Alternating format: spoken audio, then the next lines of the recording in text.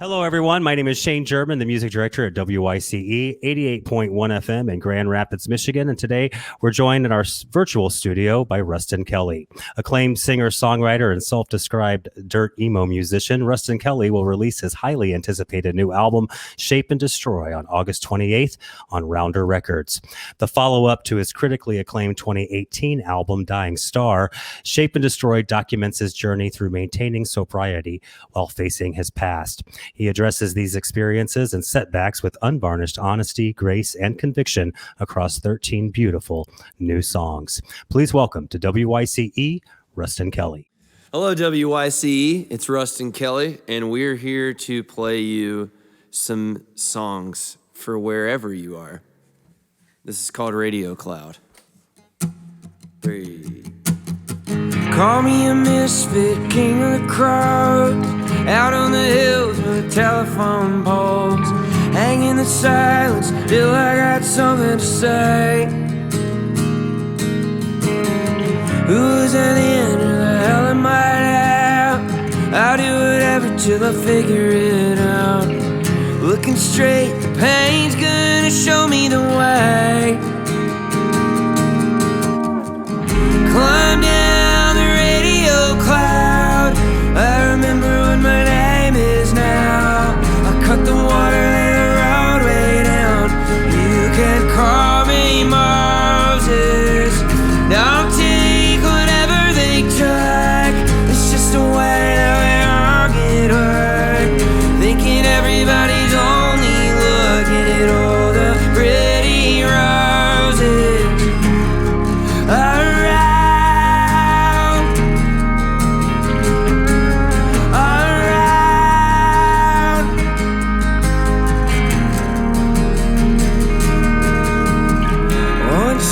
Didn't know I've been tied deep in the virus, sign at the times. How could you know if you haven't been looking up? The world shakes when the truth breaks out. The fire takes what ain't worth a damn now. The smoke cleared, the wind came to blow me away. Climb down the radio cloud, I remember what my name is now.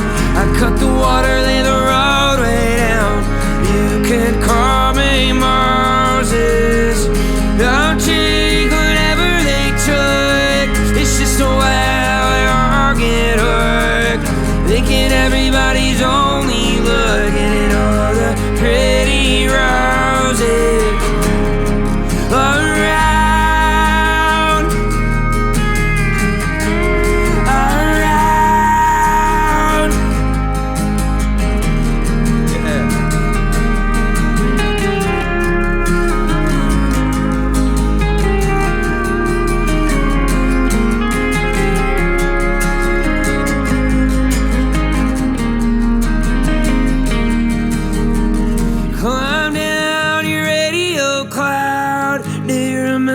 Your name is now. You cut the water, lay the roadway down. You just pulled up Moses. I won't take whatever they took. It's just a way that we all get hurt. Thinking everybody's only looking at all the pretty roses.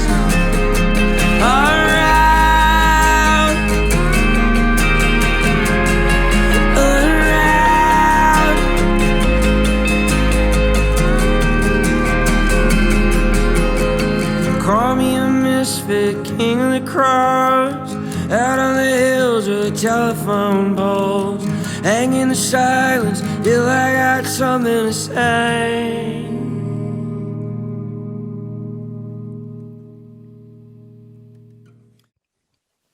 All right. How's it going? What an intro. Thank you. Thanks. I mean, damn. Now, you were born in South Carolina. What part of South Carolina were you from? Georgetown. I lived in Beaufort. I lived in Beaufort, South Carolina for like 3 years, way down in the low country. Yeah, that's low country. Yeah. And then from what I read, you were a former figure skater, but you actually have ties here in Michigan. You came here to like stay with the host family while you were ice skating. I did. Yeah. Where in Michigan were you for that? I was in Ann Arbor. Okay. Yeah. So you've got some Mitten State roots here. Yeah. That's very cool. When did you kind of say goodbye to the figure skating? I was like 15. I think I was aggressive. Like I was Will Ferrell, Blades of Glory type, aggressive on the ice. Like I skated to Nirvana. I thought it was the most extreme sport any guy could do ever. And then I got like into the culture of like, I love the competitiveness. Like it taught me how to discipline a passion. Like when you really care about something and you have a goal, like you want to win and you want to fight to win, and it takes effort, discipline, work ethic. Like those are things that I like got to take with me after I left the sport. But the culture of the sport was just like, it was weird. It was like, like the moms of like your competitors would go into like the locker room and like unscrew your blades and stuff like that. Oh my God. Yeah, that was ruthless. It was like Tanya Harding, like Nancy Kerrigan kind of. Sure was. Wow, that's crazy. Yeah. Whoa. Well, I got the new album. Their label sent it to me last night, and it is beautiful. Thanks, it really is. Whereas Dying Star in 2018 was really kind of like an account of, addiction and overdose and finding renewal in that ruin. This album sees you like reflecting almost on how kind of your actions affect other people. And what I find interesting about that, we tend to like carry a lot of guilt around, especially when we're working through addiction. I know I carry a lot of guilt on how other people have had to carry my burden. You know what I mean? And I think that kind of fuels the addiction in a weird way, because rather than just dealing with it head on and talking to that person, we kind of isolate with that guilt and continue the same cycle of abusive behavior. Yeah. Talk to me about your process through that. I think you described a massive element of it pretty well, which is, I think shame is it's an emotion that indicates something more important than actual shame and guilt. And you should have remorse for things that you do wrong, but you shouldn't have remorse for things that you didn't mean to do wrong. And I think what happens is we start to feel like we failed ourselves and therefore failed others. And so these things become larger than we are. And we get scared of them, and we haven't figured out how to navigate through them and stand on top of them yet. So they keep getting bigger and bigger the more we back away. And I think the trick, well, not the trick, but I mean, I think, one of the first unsheathing of the blade is to be okay with how big that thing is to you. And the more you're okay with it, like the smaller it starts to get. Interestingly enough. Yeah, I don't know. There's something, and I've talked to a couple of other artists in the past few weeks who have been very open with like their struggles with addiction and mental health issues.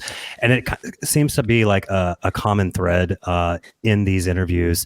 It's just like carrying around this guilt and shame of these people who love you and they want the best for you. And then once you kind of come out of it, you're dealing with all like you feel the constant need to apologize for the years of anguish that you put these people through. You know what I mean? And I think one of the songs on this album, Changes, really hits home there, because the lyric is like, I'm in the basement threatening to score. All these ups and downs have worn you out for sure. Yeah. Oh yeah. Each song on this record is just absolutely stunning. Whether it's Brave, Clean, Rubber is a fantastic song. Thanks, Tim. Jubilee is giving me like Lindsey Buckingham vibes with like That's sick. with like the fingerpick style, and then all of these really cool layers of vocals and going. It's just got a really nice sound to it. And then it ends with this beautiful Hallelujah Anyway, which is just nothing but harmonies and a very simple piano. Yeah. It's absolutely stunning. You recorded this at Dreamland Studio in upstate New York. Talk to me about why you chose recording it there rather than, in Nashville or some other studio. Well, at this stage in my career, I'm in a like get out to create mode. I write a lot on the road anyways, like, you're just looking out a window, so the movement, the change of scenery always does something to me. So for the previous record, Dying Star, we went to the desert, and it was very, very much so this like sunsetting desert record in El Paso. And Jared Kay, my producer, and I were like, all right, we're either going to do like a beach record, or we're going to go like Bon Iver style, and we're going to go like in the woods in the winter and just hole up. And that's what we ended up doing. Was okay. And it also was in this old church, and not like I'm a very religious person, but I also like to honor the spirituality that I was raised in. And churches, for all intents and purposes, especially older ones, there seems to be like a really sincere sense of faith and understanding about themselves in simpler times. And that church has stood, for 130 years, something like that. So yeah, it was built in 1896. It used to be St. John's Church. Yeah, it was. I'll say this, man. Like, there was an energy, palpable, very much like being in the Carter house here. There's an energy there that's positive and true and allows you to tap into it. And there were songs that were supposed to be on this record that I could have sworn to you, 6 months ago that they would. And we started playing, and it just didn't land. And like sometimes we do a song like Rubber, I think it was the first or second take, and we were like, that felt so good. And your inclination as like your work ethic takes over, and you're like, well, obviously, like, we need to do more takes. And we did another take, and it was like, no, the magic was in that one. And slowly our motto became listen to the church. And the more we just let go, the more things just seem to really fall into place. Track listing, production style, our connection as a band. Like, we didn't go in there to say, hey, let's make this sort of record. We went in there to say, let's tell these stories as honest as possible. And if that means you, Eric, on the drums, like meaning it from there, that's what this record is going to be. There's a lot of people have recorded at Dreamland Studio. Nick Cave and the Bad Seeds, Kurt Vile, 10,000 Maniacs, Bad Brains, Herbie Hancock. I mean, it's a legendary studio. Yeah. It's a gorgeous. There's like stained glass windows. I mean, it's absolutely beautiful, and you can feel the warmth of those woods in the sounds on this album. It's just absolutely stunning. Thanks, man. Oh man, it really is. So I know this whole pandemic has like thrown a curveball in a lot of people's like schedules. Yeah. How are you coping with, letting this album out in the world and then being faced with like this new reality where you can't do your normal thing of getting out on the road and touring behind it? The biggest thing is the road thing for me. But as far as like promoting the record and working the record, the rollout leading up to the record, like that kind of stuff all happens like from my phone anyways. You know what I mean? Mm-hmm. Except for like radio stops and stuff like that is usually part of being on the road. But I think what it's really done is shown me that yes, like this is my life's work. This is what I've been called to do, and I will do it, and I'll discipline myself to do it the best that I can. But at the same time, like life is so much bigger than that. And that if I don't like put life back into my life's work, it may dull out. And I don't want to burn out. I want to do this the rest of my life. And I got to a place like I got a taste of it, when the first record came out, where we were just like working constantly. And I will do that. But at the same time, like I was living to work, you know what I mean? And it's kind of made me take a step back and say, okay, let's take some inventory of the things that are like even more important than that in your life. You late last year, you released this really cool. It was almost kind of like an EP. It was called Dirt Emo Volume 1. Yeah. And you did some really cool covers. You did Wheatus, Teenage Dirtbag, Carter Family. You even did Taylor Swift on there. It was just a really cool kind of insight into like music that you kind of put the Ruston Kelly spin on. Can we expect a Volume 2 on that series? Oh, hell yeah. What can we maybe see on that Volume 2? I don't know, like a lot of special guests. I'll just say that. It was a really cool. It was cool to see you in that light. Thanks.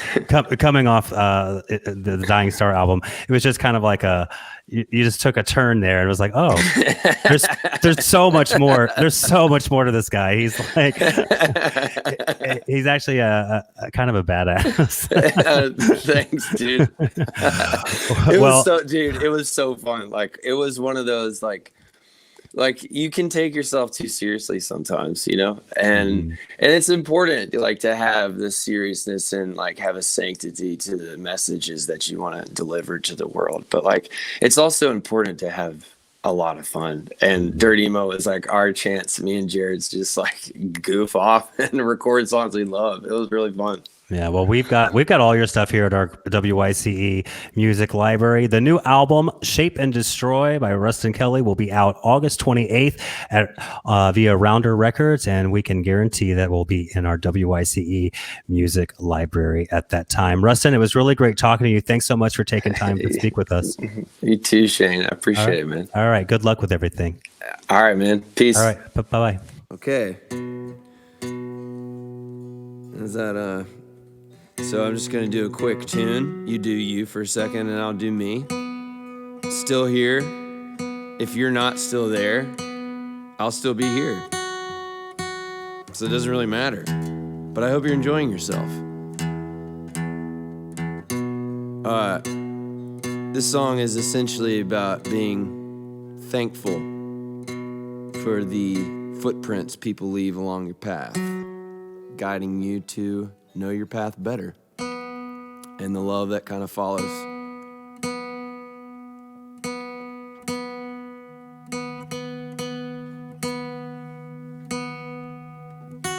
Okay, this song's called Alive.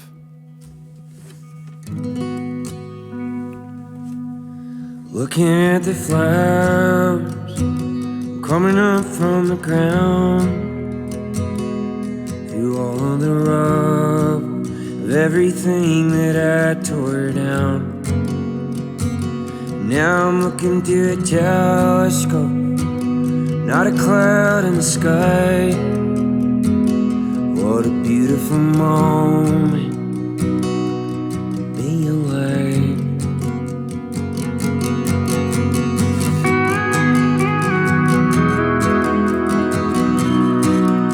Yet it's all because of you.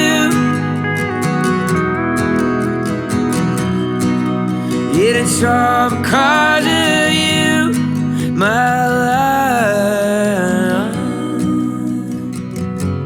You could call it blind luck, call it divine.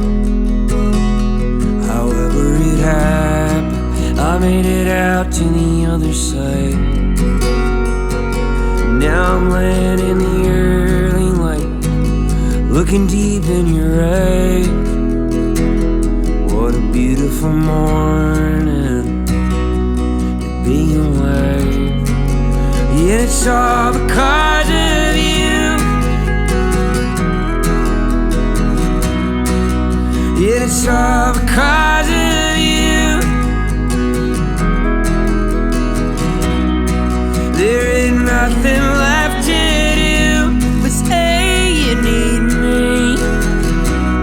Say you need me too. Say you need me. Yet it's all because of you.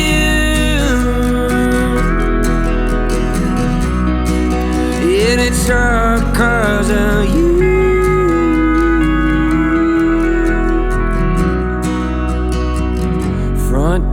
watching the silence, not a sound on the street.